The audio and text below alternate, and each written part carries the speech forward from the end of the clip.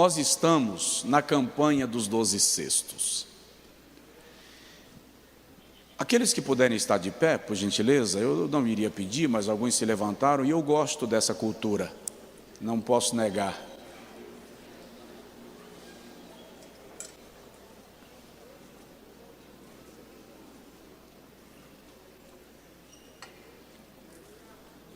Capítulo 5, nós vamos ler do versículo 2 ao versículo 4.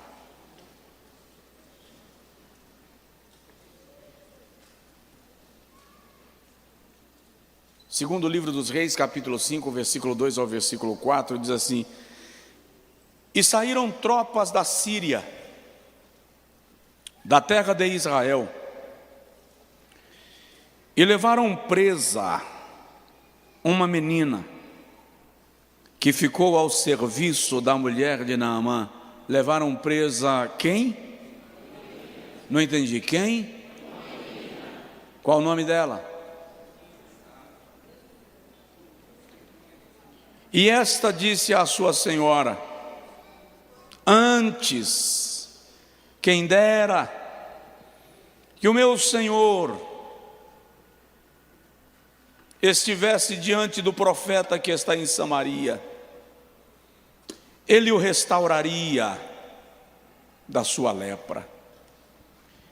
Então foi Naamã e notificou ao seu senhor, dizendo: Assim e assim falou quem? Quem? A menina que é da casa de Israel. Diga amém. E diga comigo: Senhor, me ensina com essa menina. Pode sentar um pouquinho. Irmãos, esta é a 6ª semana da nossa campanha dos 12 cestos. E o tema geral das nossas ministrações, da série de mensagens, está sendo gigantes da fé que você não conhece. Eu já falei aqui sobre Jabes, falei sobre Emã e falei sobre Purá, o amigo de Gideão. Já falei de 2 mulheres, Axa e Rispa. Hoje eu vou falar sobre uma menina cujo nome o escritor nem fez menção. E aí, quando eu preguei sobre Jabes, eu disse Jabes e dei um subtítulo. Sobre Emã, a mesma coisa, mas eu fiquei sem saber que título dar para esta mensagem. E eu coloquei assim: uma menina cativa liberta um homem livre.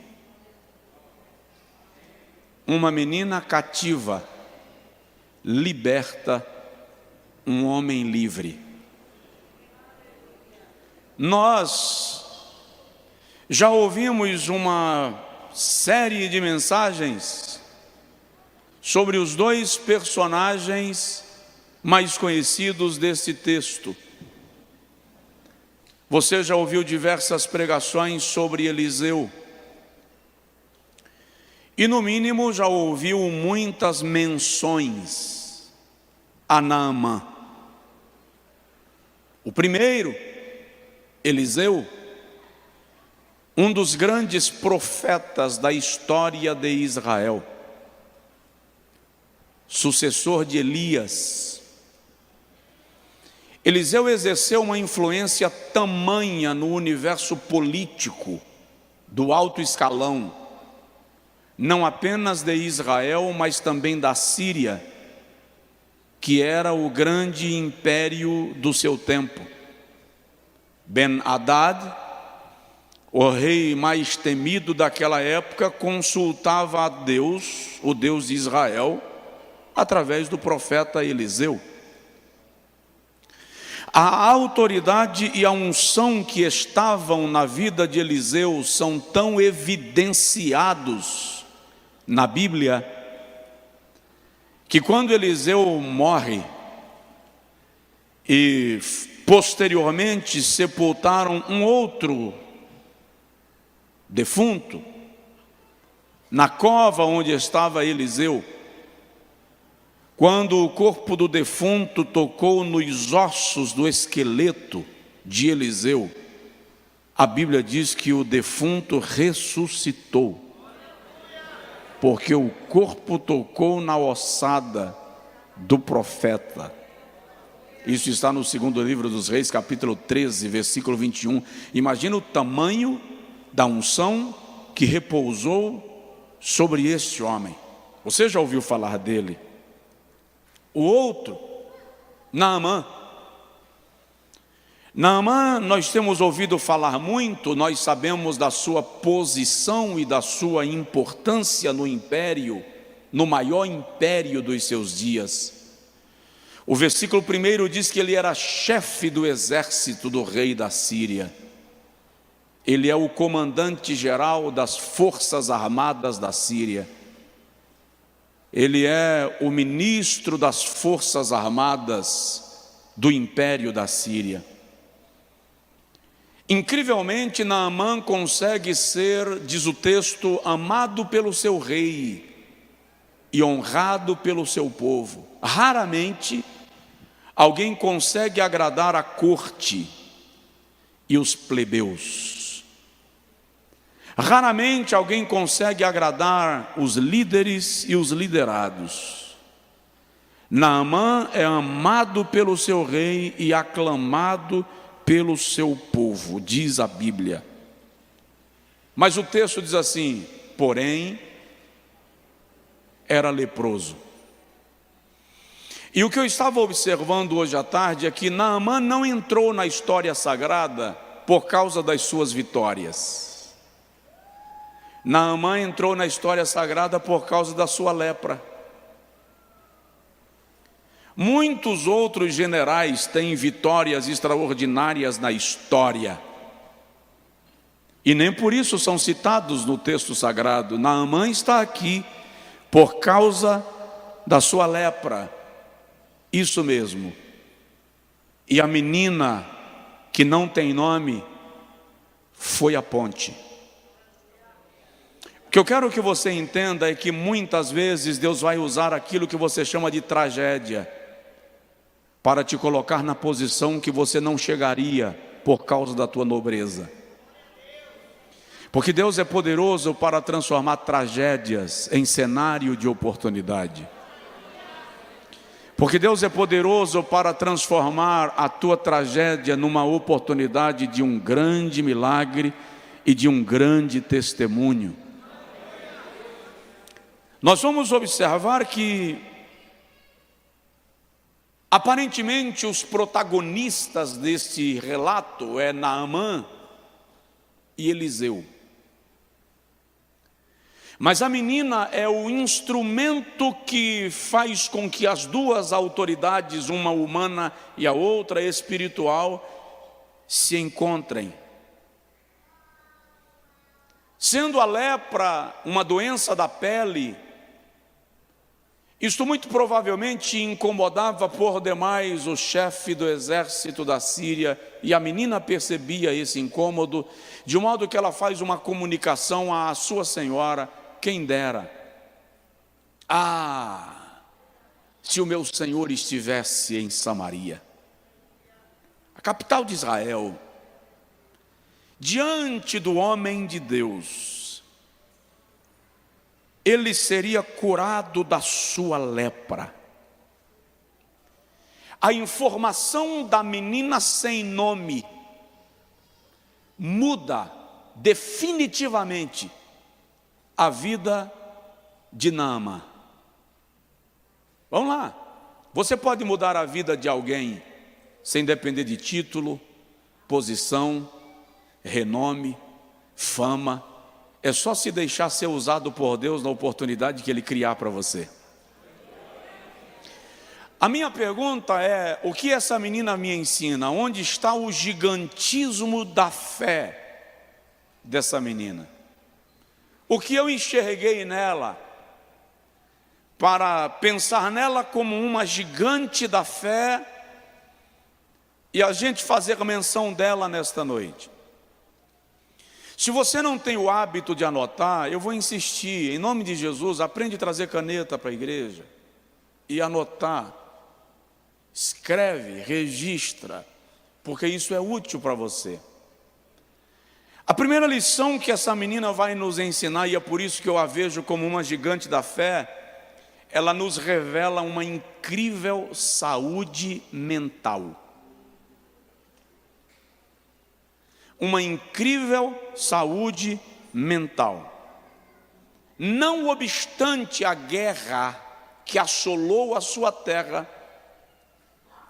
não obstante ela ter se tornado cativa de guerra, refém de guerra, o irmão vai perceber no texto que essa moça tem uma mente sarada, tem uma mente curada. Incrivelmente, embora a lepra fosse considerada uma doença contagiosa, a lepra de Naamã não contagia a menina, mas a compaixão da menina contagia Naamã. O mais provável e até o mais humanamente compreensível é que ela fosse uma pessoa carregada de ira, de rancor, de amargura, por ter se tornado cativa de guerra, separada da sua família, sem nação, sem língua, sem religião ou sem direito de praticar a sua religião. Ela é literalmente escrava do seu algoz, escrava de quem derrotou o seu país, mas a sua mente se manteve firme no Deus de Israel. E é incrível a capacidade empática dessa menina. Ela tem empatia. Ela sente a angústia de Naamã e da sua senhora. E mais do que sentir, ela se propõe a ser uma notícia de esperança. Ela se propõe a ser instrumento de milagre.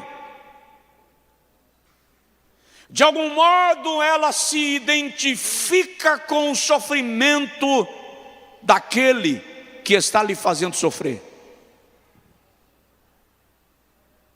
De algum modo ela quer tirar do sofrimento alguém que lhe colocou no sofrimento.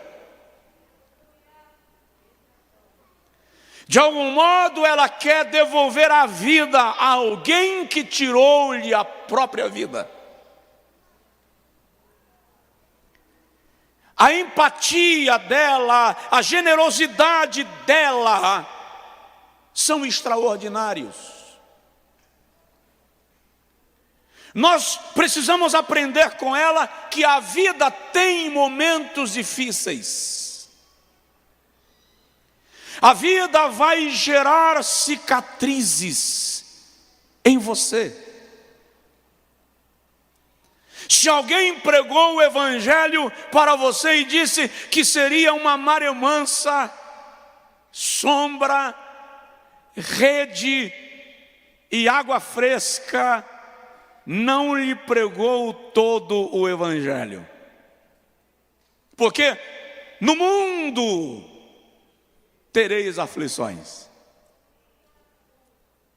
As cicatrizes não podem nos paralisar. Alguém já disse que os estudiosos contam quantos anos tem um carvalho, pela quantidade de cicatrizes que o carvalho tem no seu caule. Cada cicatriz revela um inverno, de modo que se conta os invernos pelos quais o carvalho já sobreviveu a partir das suas cicatrizes, o que significa dizer que as suas cicatrizes não são a tua vergonha, as tuas cicatrizes são as tuas credenciais. Elas te revelam quantas vezes você atravessou o inverno e ficou vivo para continuar frutificando no reino de Deus. Pode dar glória também.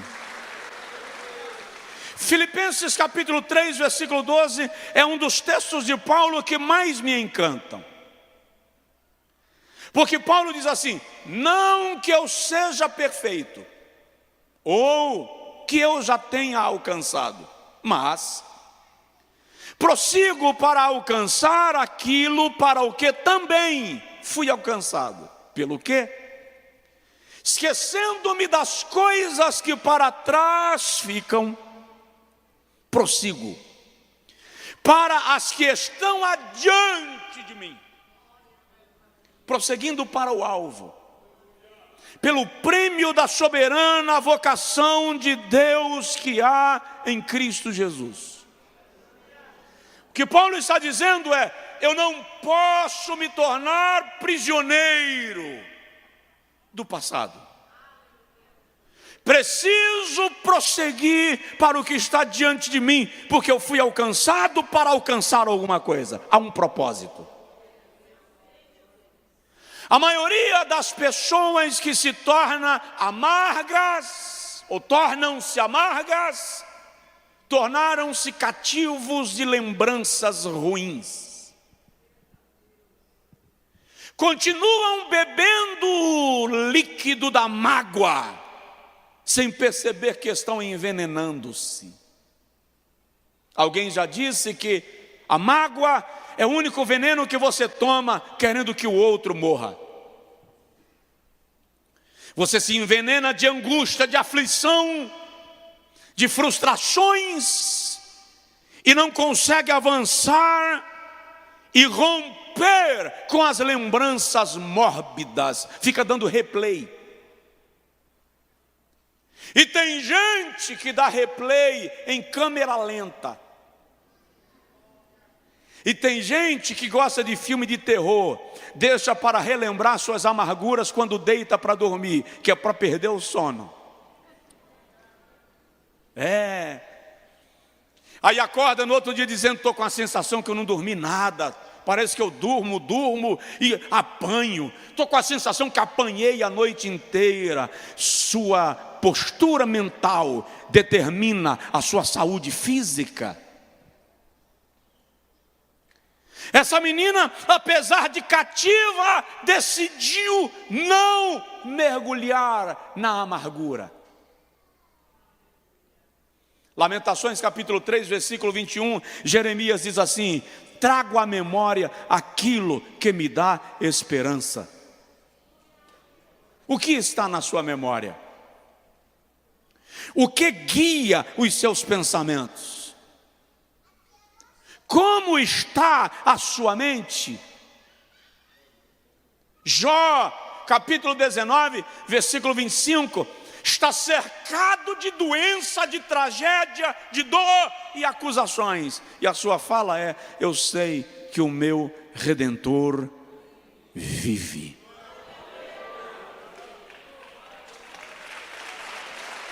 Postura.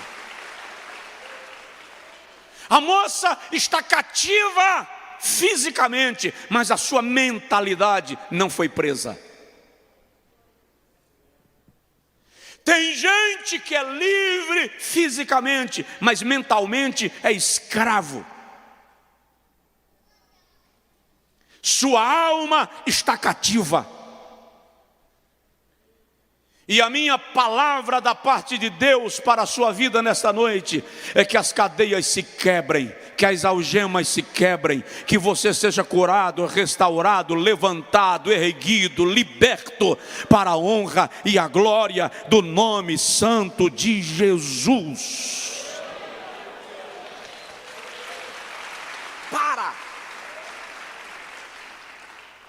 Para de te lembrar das palavras de afronta. Lembra das promessas. Foca nelas. Porque fiel é aquele que te prometeu. Essa menina é uma gigante da fé, pois apesar de escrava, ela é livre. Aquele que lhe escravizou e que se sentia senhor, estava escravo. Ela não, ela era livre. Ninguém escraviza uma mente que conhece a Deus. Então vem uma pergunta: como anda a estrutura e a organização dos seus pensamentos? De que a tua mente se alimenta? Provérbios 24:7 diz assim: como pensa em sua alma, assim é. Filipenses 4:8 diz: tudo que é bom, tudo que é honesto, tudo que é louvável, se é de boa fama, se há algum louvor e se há alguma virtude, nisto pensai. Pergunta para o seu vizinho: em que você pensa? Estava lendo um artigo hoje à tarde e um profissional de saúde, um médico renomado, dizendo que nos processos de cura das enfermidades, a postura mental é fator determinante no resultado do tratamento.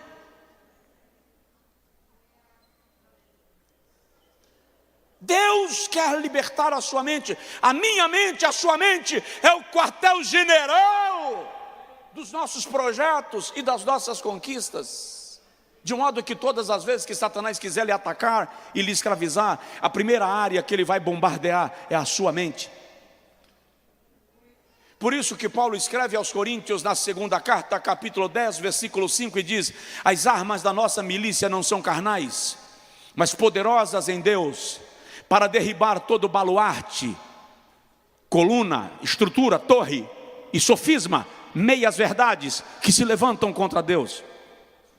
E de que modo as armas espirituais derribam as colunas e as mentiras que se levantam contra Deus, levando cativo todo o pensamento ao serviço de Cristo. Está lá no texto. Essa moça me ensina que não é preciso ter autoajuda para superar as suas crises pessoais. Que as autoajudas venham, mas a ajuda que define é a ajuda do alto, com uma postura interior de dependência, de entrega. Ela não se afoga na depressão. Como você está? Você tem carro? Você tem casa? Você tem títulos?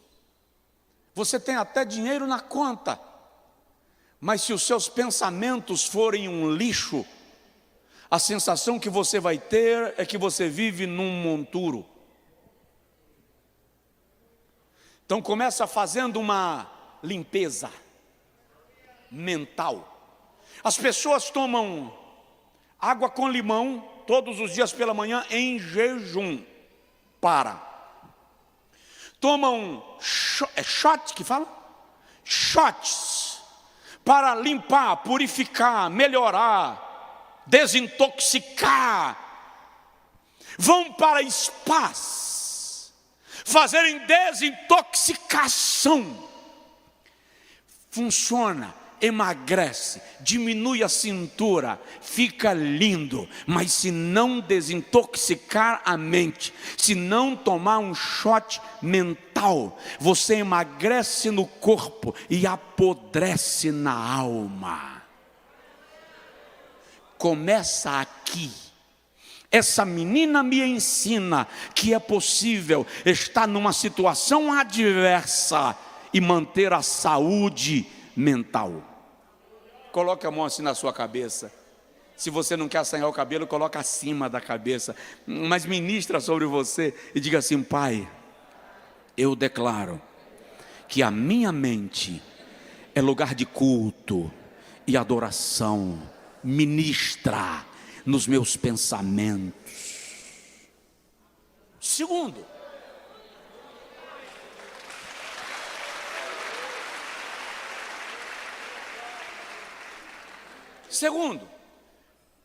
lição que ela nos ensina: não espere que os seus inimigos lhe tragam palavra de esperança.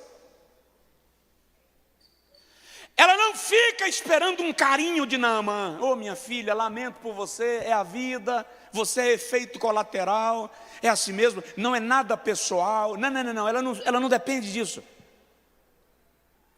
Não é a mulher de Naamã quem consola a menina, é a menina quem consola Naamã. Não fique esperando que os seus inimigos lhe deem alento, eles não têm, estão azedados. Seja você a voz de esperança para eles. Seja você aquele que tem a resposta do céu para aqueles que pensam que você está preso na confusão e na dúvida.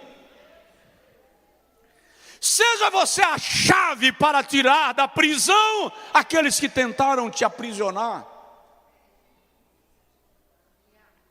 Os seus inimigos querem seu mal.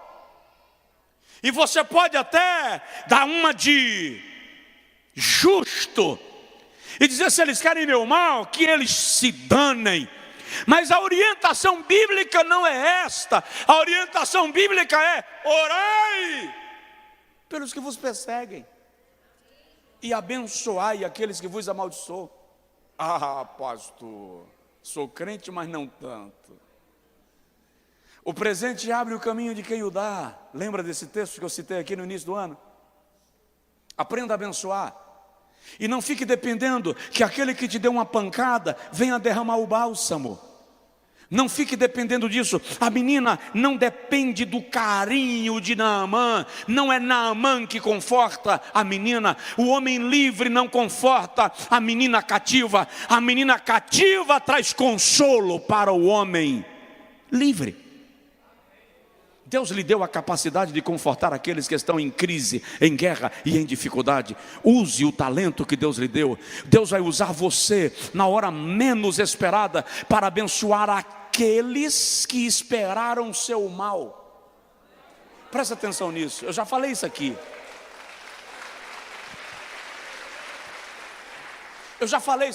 Me parece que é uma lei da vida. Aqueles que te transtornaram, em algum momento vão precisar de você. O próprio Deus vai trazê-los para um ponto da viagem, pelo caminho que você vai passar, e eles estarão precisando de você, nem que seja para usar a chave de roda para trocar o pneu que furou na estrada. Mas olha bem para mim. Deus não faz isso para humilhá-los. Deus faz isto para testar o caráter de Cristo em você. Deus faz isso para que eu e você sejamos testados e manifestemos que em nosso coração prevalece o amor de Deus. Isaac, entulharam o poço de Isaac, ele chama Abimeleque, faz banquete, dá presente e abençoa. Todas as vezes que Deus te abençoar, Ele vai permitir que alguém que te causou dano passe pela tua trajetória, não para humilhar o outro, que a gente pensa assim: Deus faz isso que é para mostrar para ele que Deus me exalta. Deus faz isso para colocar em teste o seu caráter cristão. Se tiver alguém do seu lado, dá um toque assim de leve e fala assim: passa no teste, tá?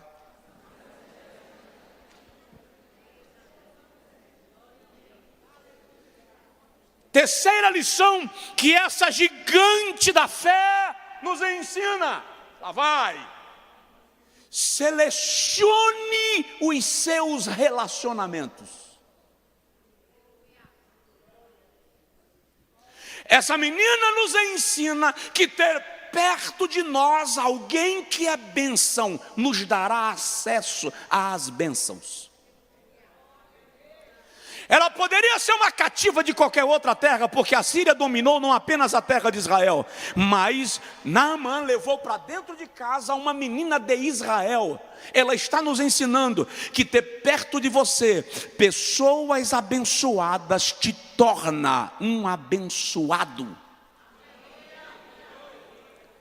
Paulo diz aos coríntios que as más companhias corrompem os bons costumes.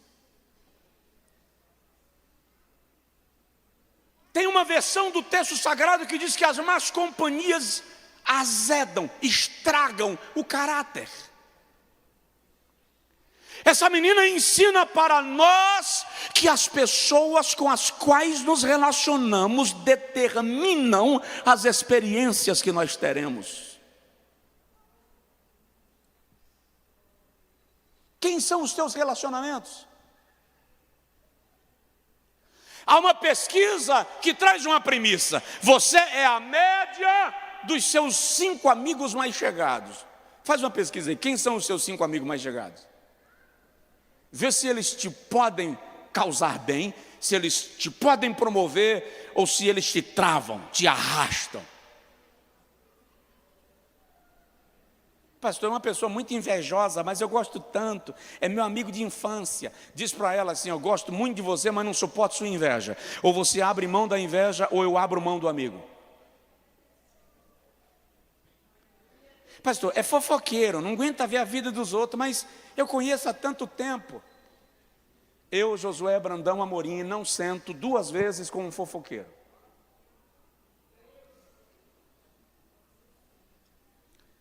Você precisa começar a selecionar aqueles que te elevam, que te nutrem. Para de escolher amizade por status, posição social, condição econômica.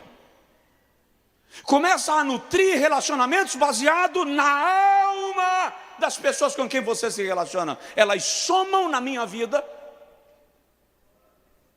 Salmo 1 diz assim: bem-aventurado é o homem que não anda segundo o conselho dos ímpios, não se assenta no caminho dos pecadores, nem se detém na roda dos escarnecedores. Antes tem o seu prazer na lei do Senhor, e na sua lei medita de dia e de noite. Eu não vou conseguir falar sobre essa menina tudo que eu queria falar hoje,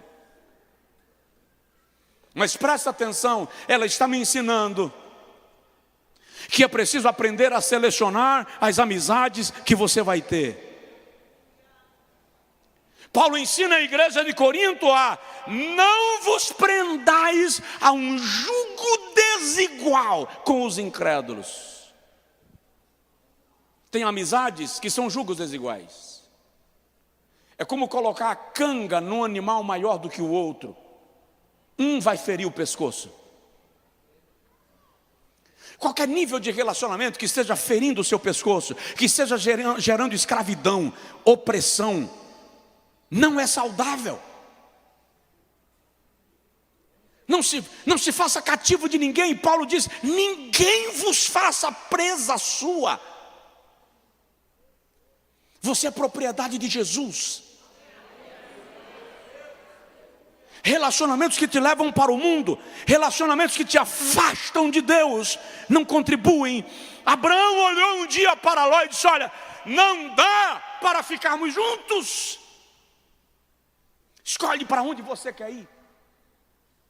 E se tu escolheres a direita, eu irei para a esquerda. E se tu escolheres a esquerda, eu irei para a direita. E olha, presta atenção, Gênesis capítulo 13, versículo 14, diz assim: e logo que Ló se apartou de Abrão, o Senhor apareceu a Abraão e disse: olha para o norte e para o sul, para o leste e para o oeste, e toda esta terra eu te darei. Presta atenção, enquanto Ló estava lá, Deus não deu a Abraão a amplitude da promessa. É quando Ló vai embora que o Senhor mostra para Abraão o que estava reservado para ele. Desculpa, o que eu vou falar aqui pode ser meio agressivo, mas tem gente que impede a promessa de Deus se cumprir. É obstáculo. Tem alguém aí? A menina nos ensina, selecione as suas amizades. Quarto lugar, a menina nos ensina a lembrar-se do que Deus já fez. Se tiver alguém do seu lado, fala com ele assim: lembra do que Deus já fez?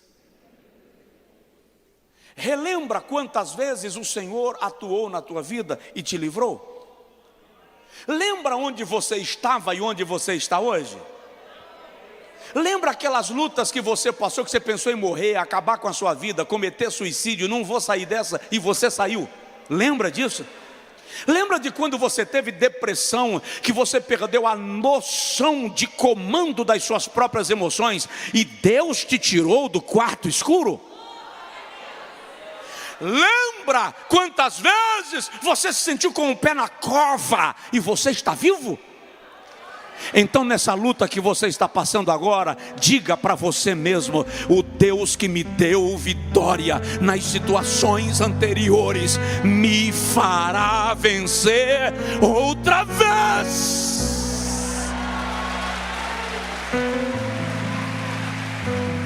Aleluia!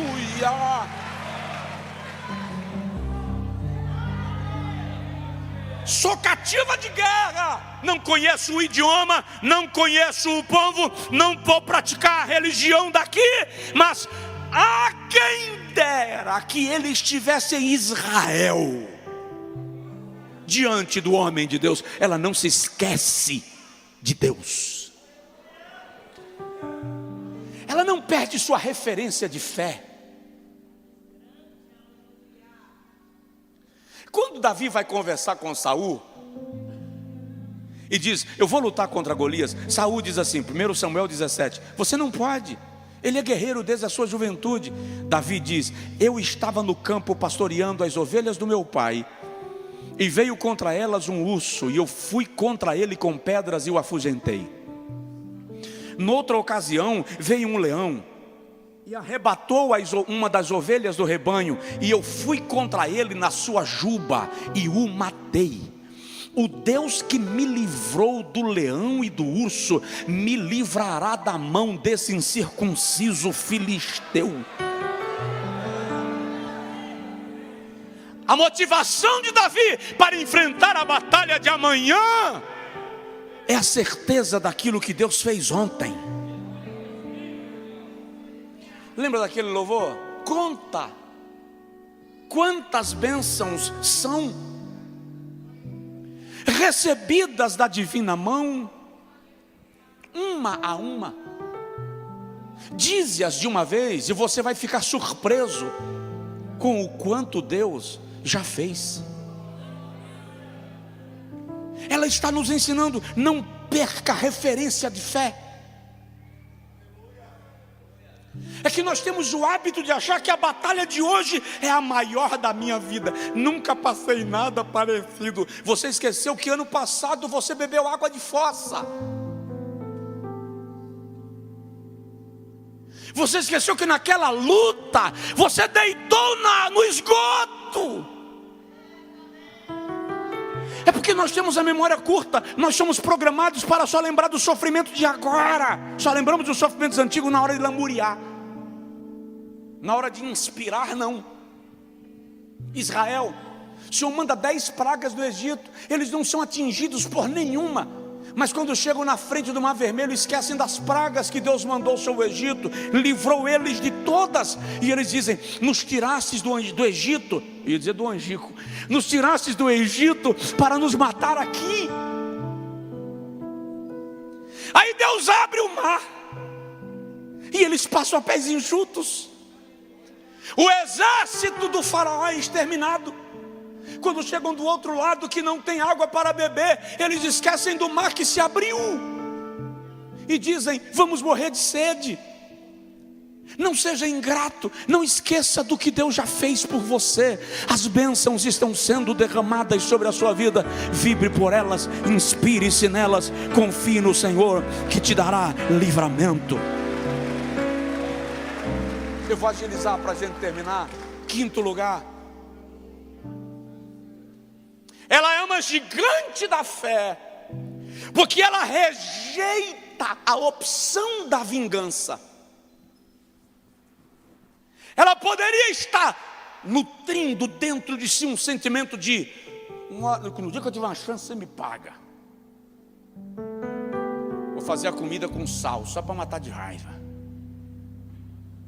Vou lavar a roupa mal lavada, só para moer, me escravizando. Não. Ela rejeita a opção da vingança e decide ser elo da providência divina.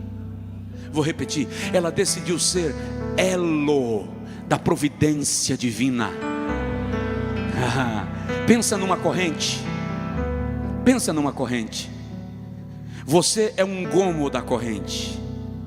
Você é um elo que liga uma ponta à outra. Ela entendeu que, embora cativa de guerra, ela poderia florescer onde ela estava. Ela poderia testemunhar de Deus onde estava. Eu e você temos que entender que às vezes Deus nos leva para lugares que nós não queremos ir, para sermos o elo da providência de Deus na vida de alguém.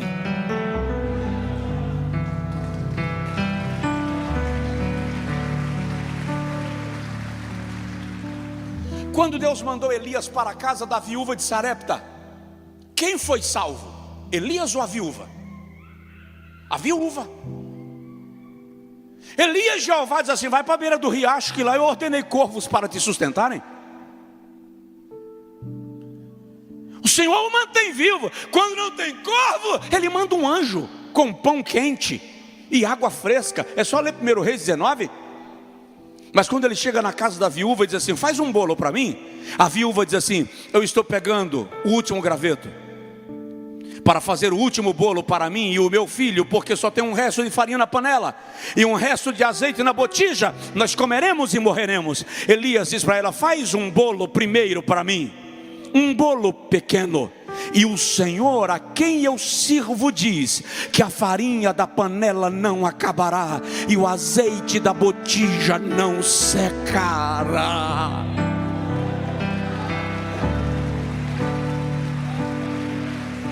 A viúva não estava lá por causa de Elias. Elias estava lá por causa da viúva. Por isso que Jesus diz lá na frente: nos dias de Elias havia muitas viúvas em Israel, mas Deus mandou Elias para a viúva de Sarepta. Jesus está dizendo que Elias foi como providência. Muitas vezes Deus te leva por um caminho diferente para você ser providência na vida de alguém. Deus te coloca num posto da empresa, num setor da empresa, só para você ser providência na vida de alguém. Deus te leva para uma cidade só para você ser providência na vida de alguém. Já testemunhei para os irmãos aqui uma vez que eu estava voltando dos Estados Unidos com o Jones e o pastor Miguel, meu cunhado. Primeira tentativa de voo de Charlotte para Rio de Janeiro, deu pane na aeronave, já no ar. Voltou e fez um pouso, ficamos aí 5, 6 horas no aeroporto. Uma nova decolagem. Depois de uma nova decolagem, Miguel tomou remédio para dormir, Jones apagou, eu fiquei acordado. Eu não durmo viajando. E eu percebi quando a aeronave inclinava para o lado esquerdo, pois inclinava para o lado direito, e isso era movimento repetitivo. E eu resolvi olhar, e quando eu olhei nas asas, estava voando líquido. E eu, por uma questão de dedução, imaginei: tanque está cheio, estou esvaziando o tanque, alguma coisa está errada. Mas uma hora nessa festinha, e eu vi os comissários começando a se agitar, até que eu captei quando uma brasileira, funcionária da companhia, era uma companhia americana, e ela estava tão nervosa que ela esqueceu de falar em inglês, e ela disse: eu não vou ficar aqui fingindo que essa porcaria não vai cair. Eu ajoelhei na poltrona, virado para Jones que estava dormindo, o pastor Miguel na poltrona atrás, e eu disse: Jesus, eu acho que a gente não pousa. Eu entrego na tua mão a minha vida, eu entrego na tua mão a vida do meu filho, consola pai e mãe em casa, tem misericórdia de nós. Mas o pouso aconteceu. Quando a aeronave tocou o chão, carros do corpo de bombeiros acompanhando a aeronave. Quando nós ficamos de pé dentro do avião, eu disse a Jones e ao pastor Miguel: eu não embarco mais. É a segunda numa noite. Quando chegamos do saguão do aeroporto, eu liguei para um amigo que mora na região de Charlotte e disse: vem me buscar, eu vou dormir na sua casa. Ele fez: você está onde? Em Charlotte? Eu disse: não, estou em Feira de Santana, pedindo para você vir me buscar. Uma hora depois ele chegou, pegou minhas malas, nós fomos para o carro.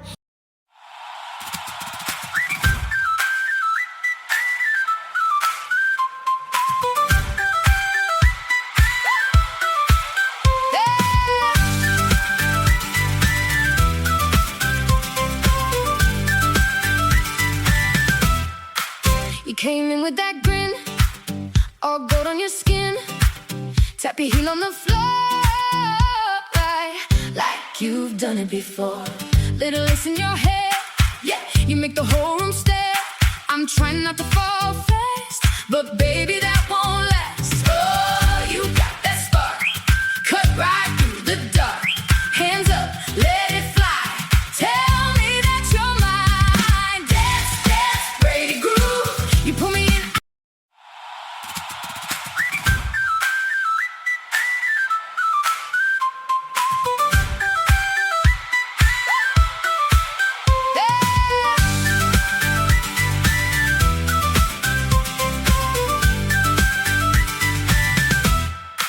You came in with that grin, all gold on your skin.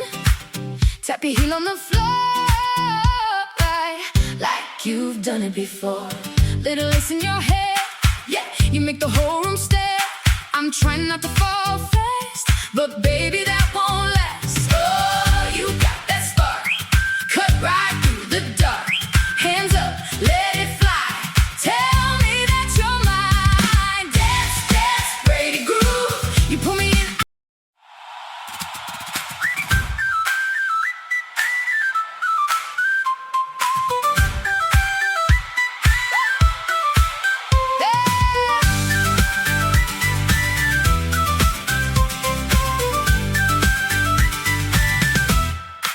You came in with that grin, all gold on your skin. Tap your heel on the floor, like you've done it before. Little lace in your hair, yeah, you make the whole room stare. I'm trying not to fall fast, but baby that won't last. Oh, you got that spark, cut right through the dark. Hands up, let it fly. Tell me that you're mine. Dance, dance, Brady groove. Quando ele colocou as malas no carro, eu falei com ele: o que está acontecendo? E ele disse: como assim? Eu disse: eu não vim passear em Charlotte, Deus está me forçando a ficar aqui. O que está acontecendo? Ele disse: vamos para casa que lá eu te conto. Quando nós chegamos em casa, ele chamou a esposa, as duas filhas, e ele me disse assim: a nossa filha menor está com um problema cardíaco. Ela vai se submeter a uma cirurgia muito melindrosa amanhã pela manhã. Os médicos não dão garantia nenhuma do resultado. Ele disse o nome do problema: teria que ser colocado um X válvulas no coração da menina. Eu não lembro mais, tem tempo. E eu disse para ele: vamos orar. E na oração eu disse assim: Senhor, se o Senhor me trouxe aqui por causa disso, não precisava querer derrubar meu avião, era só mandar eu ficar, que eu te obedeceria. Mas se esse é o motivo, eu quero te suplicar, antes da cirurgia, faz o médico pedir um exame. E ele me disse: pastor, aqui nos Estados Unidos o médico não pede exame no dia da cirurgia. Quando marcam a cirurgia é porque todos os exames já foram feitos, as juntas médicas já analisaram e a cirurgia vai acontecer. Mas quando eles chegaram no centro cirúrgico, o médico que ia fazer a cirurgia disse: eu preciso do exame X para dar uma olhada. E alguém disse: o exame X não foi feito. E ele disse: manda fazer. Eu não toco nela sem esse exame.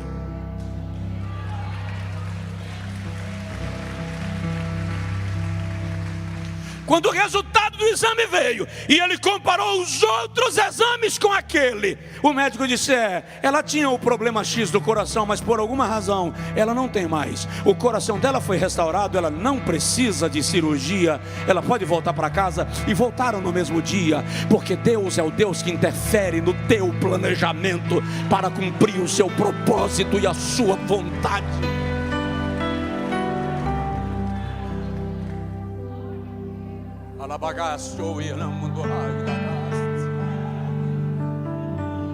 Seja elo de Deus na vida de alguém. Seja elo de Deus na vida de alguém. Quando você sair de casa para o trabalho amanhã, diz para Deus: faz de mim resposta tua para alguém. Vamos lá. Sexto lugar, a menina era crente. Essa menina era crente. Fala a verdade, você no lugar dela, quantas vezes você teria murmurado? Te adianta servir a Deus, sou dizimista. É incrível como a gente é cafanga e fica lançando na cara de Deus, desculpa esse termo, aquilo que a gente faz. Sou dizimista, sou ofertante, estou passando por isso. Por que Deus permitiu? Para te colocar no lugar que Ele gostaria que você estivesse. Há um propósito, tem um plano. A menina é cativa, mas ela está dizendo: em Israel existe um Deus que cura. Se ele estivesse em Israel, ele já teria sido curado. Eu sou cativa, mas não perdi a fé. Deus permitiu eu estar no cativeiro, mas nem por isso Deus deixa de existir. Lembra de Ananias, Misael e Azarias? Os 3 jovens em Babilônia. O rei manda aquecer a fogueira 7 vezes. E diz para eles: eu vou tocar novamente a buzina, a cítara. Se vocês não se ajoelharem, eu quero ver quem é o Deus que pode vos livrar da minha mão. Os meninos dizem assim: ô rei, o Deus a quem nós servimos pode nos livrar da tua mão e da tua fornalha. Mas se Ele não nos livrar, nem mesmo assim nós nos encurvaremos. Hoje não. Se Deus não fizer, eu abandono a igreja. Se Deus não fizer, eu rasgo a minha credencial de ministério. Para de chantagem boba.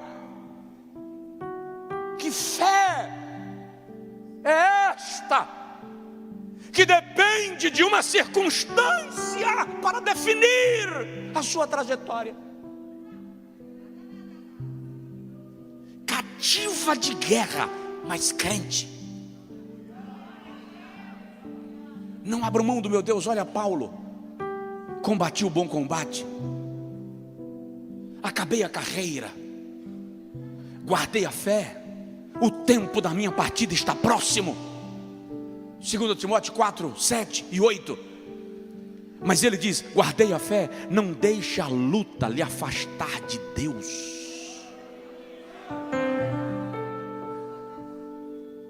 Não permita o tempo difícil ameaçar a sua comunhão. Permaneça firme apesar do desafio. Tem alguém do seu lado? Diz para ele assim: desvia não. Diz para ele: sem Deus é pior.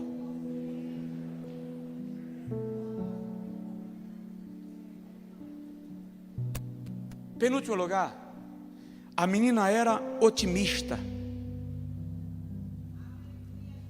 Ela decidiu florescer na terra do cativeiro. Ela decidiu ser no lugar onde ela estava. Eu falei aqui semana passada, tem gente que diz assim: não quero esse emprego porque não é esse o emprego dos meus sonhos. A não ser que você seja preguiçoso e a motivação seja a preguiça, Por que você não entende que essa porta que Deus abriu, que não é a porta que você queria, pode ser a porta que vai te levar à porta que Ele planejou?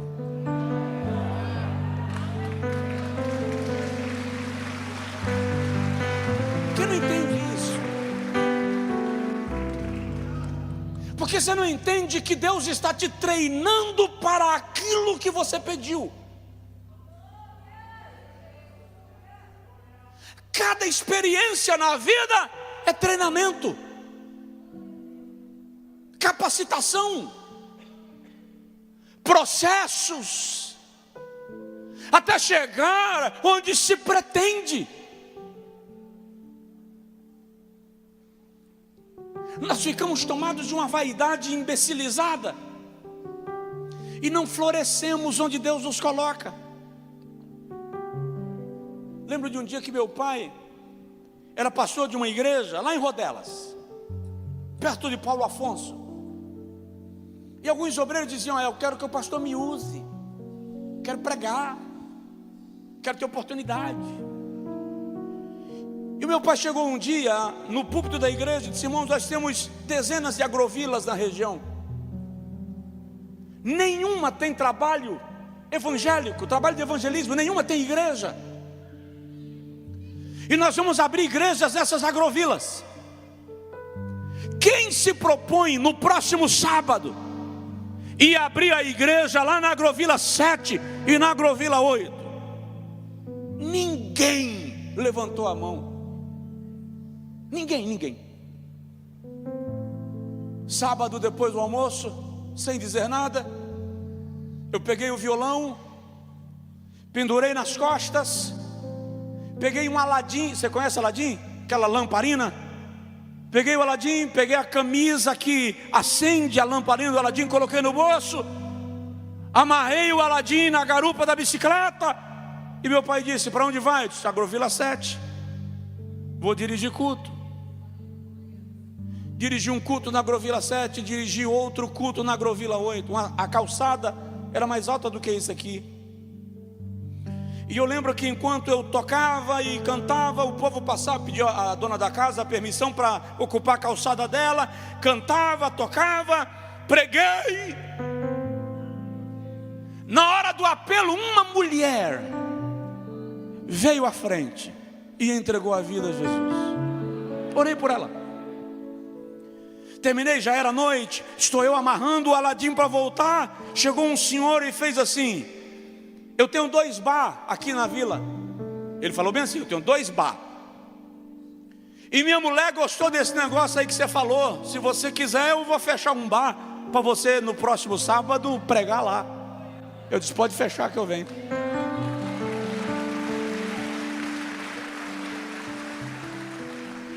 No outro sábado eu não vim, a igreja veio, implantou o trabalho. Até hoje a igreja está lá, servindo a Deus, florescendo, produzindo. No lugar que Deus te colocar, produz. No lugar que Deus te colocar, produz. Com aquilo que Ele colocou na tua mão, produz. Vou terminar te dizendo uma outra coisa. A menina era abençoada. E como uma menina abençoada, ela decidiu abençoar. Ela decidiu ser bênção na vida daqueles que lhe foram maldição. Ela decidiu abençoar a vida daquele que lhe a desterrou. Se ele for a Israel diante do homem de Deus, ele será curado da sua lepra. Ela poderia saber essa notícia e não dá. Você é abençoado. Mas eu quero que você entenda que Deus te chamou para ser abençoador. Deus te chamou para ser abençoador. Não retenha a bênção. Quem retém a bênção permanece sendo poço. Quem libera a bênção se torna rio. É diferente. Se você ler o texto, Ismael, filho de Abraão, se tornou flecheiro para defender o poço da sua mãe Agar, para ninguém chegar para roubar água no deserto. Já Isaac, alguém chegou e tomou o seu poço e ele não brigou, foi embora e cavou outro. Chegou lá, tomaram de novo, ele não brigou, foi embora e cavou outro. Até o dia que Jeová fez brotar nas terras de Isaac uma fonte de águas, a nascente de um rio. Só pode ser rio aquele que decide compartilhar a bênção que o Senhor lhe fez ser. Só pode ser rio aquele que está disposto a compartilhar a bênção que o Senhor lhe tornou. Isaías 58, versículo 11 diz: tu serás como um manancial cujas águas nunca faltam, uma nascente. Se tiver alguém do seu lado, diz para ele: você é uma nascente, você é um manancial. Fica de pé, por favor, em nome de Jesus. Uma menina cativa liberta um homem livre. Naamã muda o seu estado a partir da postura dessa menina. O profeta era Eliseu, mas a porta-voz foi a menina. Você já decidiu ser elo da bênção de Deus na vida de alguém? Você pode resolver o problema de alguém e só por ruindade deixa o indivíduo padecendo, quando você poderia solucionar a questão. Só para ele olhar para mim e ver que se tivesse do meu lado, não estaria passando isso. Que vaidade. Do que adianta ser bênção se você não abençoa? Tem um louvor que diz assim: sim, eu amo a mensagem da cruz, até morrer eu a vou proclamar. A igreja de Filadélfia, o Senhor diz: tendo pouca força, guardaste a minha palavra e não negaste o meu nome.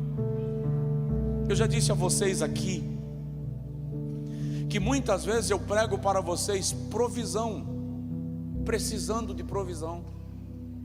Muitas vezes eu prego para vocês vitória, me sentindo um derrotado. Quantas vezes eu prego para você consolo e eu estou chorando? Isso é hipocrisia? Não, isso é profecia. Quando Jesus fez a multiplicação dos pães, os discípulos não tinham pão. Eles disseram a Jesus: não tem dinheiro na bolsa, e 300 denários não seriam suficientes. O que Jesus faz? Pega o pão que o menino trouxe, os pães e os peixinhos, e disse para os discípulos: organizem a multidão. Quem multiplicou os pães e os peixes? Quem multiplicou os pães e os peixes? Jesus. Mas quem organizou a multidão? Os discípulos. E quem distribuiu? Os discípulos. E quando todos comeram e se fartaram, Jesus disse: recolhei o que sobrou. E recolheram. E eram quantos cestos? Quantos? Não, eu vi quantos? Quantos apóstolos Jesus tinha? Sobraram quantos cestos? O que eles tinham antes da multiplicação? Nada, mas agora eles têm 12 cestos. Quantos apóstolos? Para quem eram aqueles cestos? Jesus estava ensinando para eles uma lição.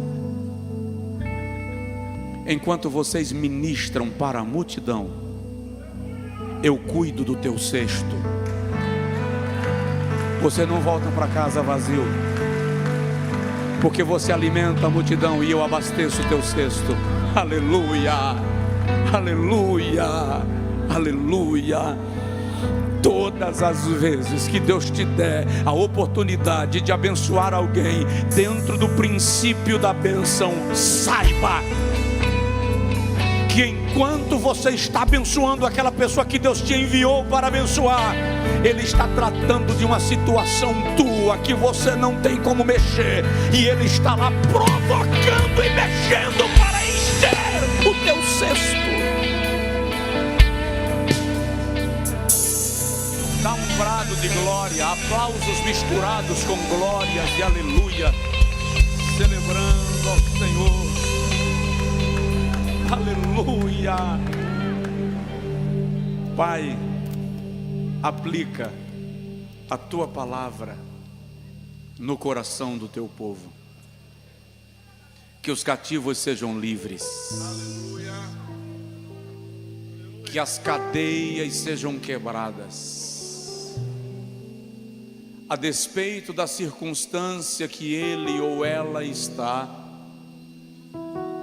que o teu filho e a tua filha floresça onde tentaram escravizá-lo. Faz do teu filho uma semente e faze-a florescer em nome de Jesus. Se você puder, estenda a sua mão em direção a alguém e ministre uma palavra de bênção, uma palavra de fé, uma palavra de ânimo, algo do tipo: eu te abençoo em nome de Jesus. Que o Senhor te abençoe e te guarde, que a mão do Senhor te ampare. Eu quero abençoar os seus negócios nesta noite em nome de Jesus. Eu quero abençoar nesta noite a sua casa e a sua família em nome de Jesus. Eu quero abençoar nesta noite o seu credor, para que o coração dele entenda que ele está sendo ministrado pelo céu, e é por sua causa que ele está sendo abençoado, e exatamente por isso ele precisa sentar com você para resolver as coisas dentro dos termos que o Senhor te propiciou fazê-lo. Nós abençoamos uns aos outros na autoridade do nome de Jesus. Quem recebe, diga glória a Deus e aleluia. Senta com alegria.